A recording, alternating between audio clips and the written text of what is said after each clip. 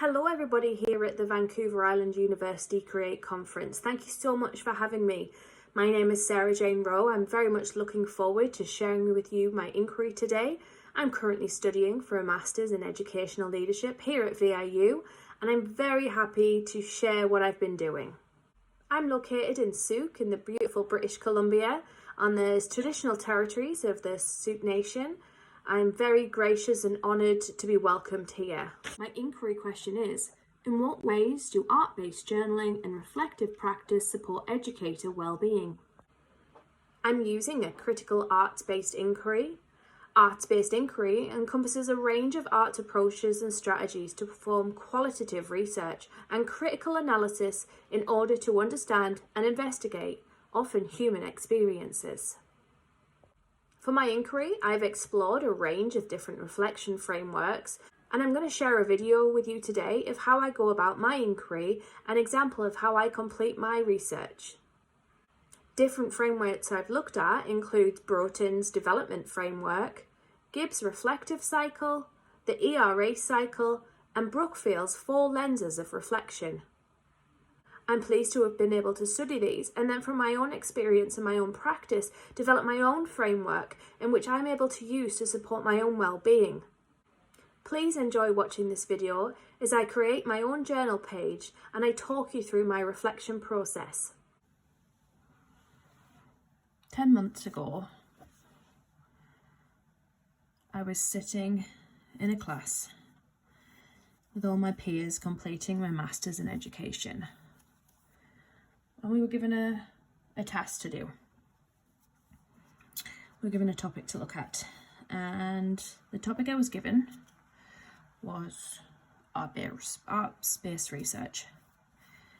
And to me, I didn't even click on that my history and my background as an educator had been in art. My first degree was in fine art. I used to teach art for many years. And it just didn't click. We were put in groups and we were asked to create a presentation. And I was like, hey, I know what to do. I will present art-based research while we do art. You know, and after we did it, we did the presentation, everyone was like, wow, Sarah, that was great. Like, that was really interesting. I really enjoyed that. And people were messaging me afterwards like, hey, thanks. I really feel like I've learned something. And that night, I sat all night and I was like, that's it. That's what I need to do. I need to do something in my program. I need to do something for my research that's based around art. You know, my main topic was always going to be well-being. Well-being's important to me. I suffer, I have mental illness myself, but that's not necessarily what I want to touch at. I don't really want to touch at mental health, but mental well-being and how to support others. But first of all, I need to support myself. So it suddenly dawned on me that this is what I love doing. I created a short video about what I wanted to do for my inquiry. And I just felt so passionate and I just totally forgot that that's what's important to me. Then I began my inquiry and looking at how to support educators or support myself using arts journaling. Because as I had been doing my course, I've been creating my own journal and it was great. I suddenly remembered everything. I could remember every conversation I had, everything that was important to me. I just looked at these pictures and I'm like, oh, yep, I know exactly what we were talking about. I remember that conversation.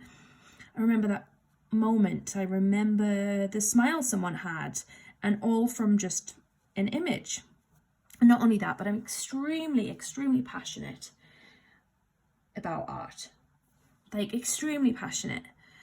It's been a while since I've done it as a pleasure, because I taught it for a long time and that kind of just took it away and it made it feel a bit like work.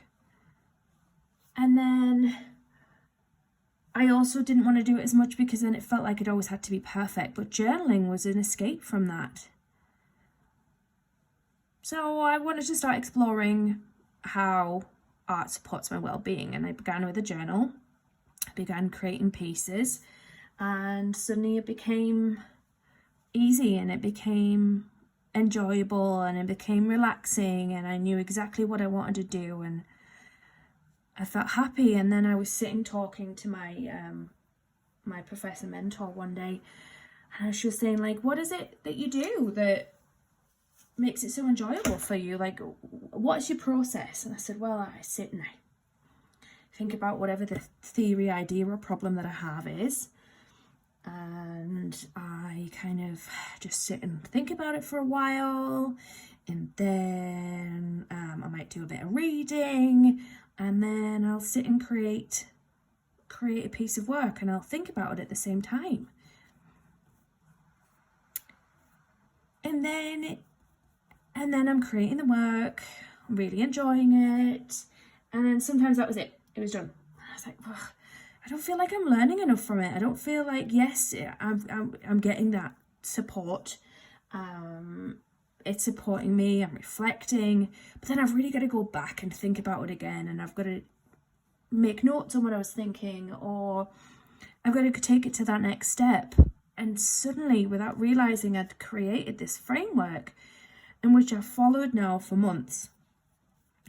So my first thing I do is I contemplate on what my idea is,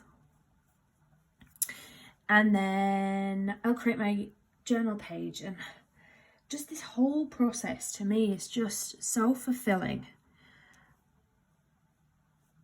I love sharing what I'm doing, but I don't need to share it because it's for me, and every time I've got a piece of work to do, it's thrilling and it's exciting, and it's about me and nobody else.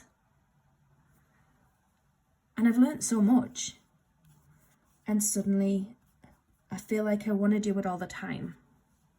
I can reflect on my reflections. I can go back, and just like when I was thinking about the notes journal that I was taking through classes, I can go back and I can think about everything I was feeling that day, and I can think, wow, God, that was a hard day, I got through that. Didn't think I was gonna, but I did.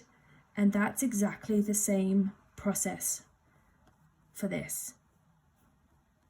And now I can, as an educator, I can think about the theory or problem that I have. I can then create a piece of work, create a journal page, make my notes, and now I do these videos on them, which to me is just also, I love doing. And I can hopefully one day share this practice with others.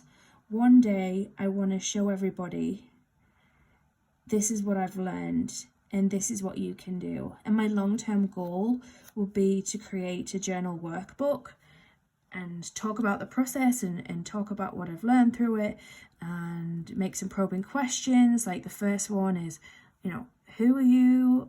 What's your identity? Because that's what's important to me. That's what's brought me to this process, and that's what made me learn what it means to me. The calming experience, the time set aside, the enjoyment, the fulfillment, the looking at the theory and thinking about the theory as I'm doing this, thinking about Broughton and Kolb and all the other researchers I've looked at, or all the other reflective practice. Reflective practice is so important. And I think as educators, we know that. We know that reflective practice is important. And I've now got a way which I can take with me forever. And I'm not going to lose it.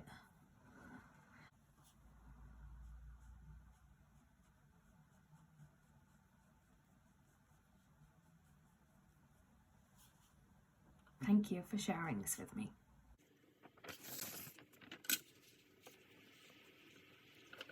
I hope you enjoyed watching that video. I can honestly say the journey that I've been on in the past 10 months has been a life-changing one. I have taken that reflection and it's suddenly become a part of my everyday life, and it's something that's going to stick with me forever. Thank you so much, and I welcome any questions.